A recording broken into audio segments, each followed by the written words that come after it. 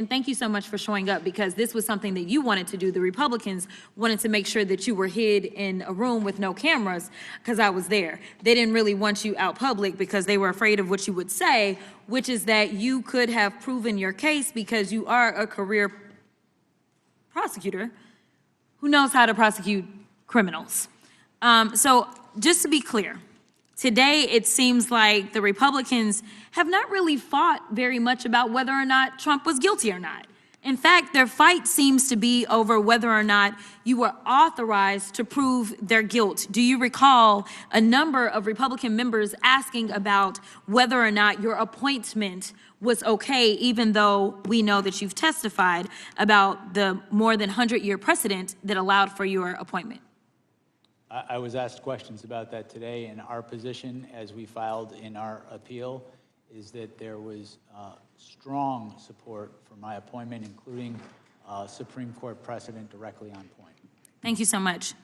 Additionally, you know, everybody's been all gingerly here today, but I don't know why we're acting surprised that a man who had close to 90 allegations out of 4 different jurisdictions and ultimately ended up with 34 convictions after a jury was able to hear all the evidence would possibly be committing a criminal act on January 6th. In fact, considering the fact that we are now under the impression that he is violating people's due process rights, he is ignoring court orders, he's starting wars without congressional authority in contradiction to the Constitution. He's enriching himself to the tune of over $1.4 billion.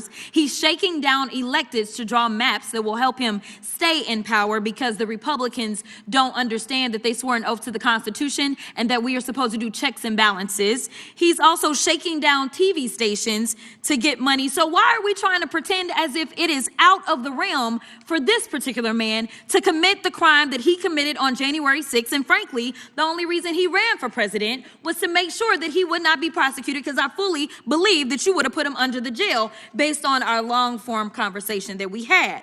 But according to your special counsel report on page 137, it states the department's view that the Constitution prohibits the continued indictment and prosecution of a president is categorical and does not turn on the gravity of the crimes charged, the strength of the government's proof, or the merits of the prosecution. And that, quote, but for Mr. Trump's election and imminent return to the presidency, the office assessed that the admissible evidence was sufficient to obtain and sustain a conviction at trial. In other words, Donald Trump ran for president, like I said, so he wouldn't have to spend the rest of his life in prison. The chairman and other members of this committee have spent all day attacking you and trying to rewrite the history of January 6th. But Mr. Jim Jordan, the chairman, failed to mention how he was running around the Capitol terrified by the possibility that all those insurrectionists would harm him. In fact, on page 97 of the deposition transcript, you mentioned how Mark Meadows, the president's chief of staff, quote unquote, never saw Jim Jordan so scared. The chairman also failed to mention that he was in direct contact with the White House in the days leading up to and on January 6th, which is why his toll records were subpoenaed by your office. Let me be clear, because they're trying to act like this is Democrats on Republicans, and I guess you are a covert Democrat that knew that he was going to try to steal an election before he tried to steal that election, and so therefore you were somehow put into place. I mean, the conspiracy theories make your head spin, but nevertheless, were you going to subpoena the toll records of every single Republican simply because they were a Republican? No. We subpoenaed the toll records in the course of this investigation because they were relevant to our investigation. Relevant. Oh, okay. All right. So that means something about facts. So let's talk about facts. Donald Trump lost to Joe Biden, yes or no? That's correct. Okay.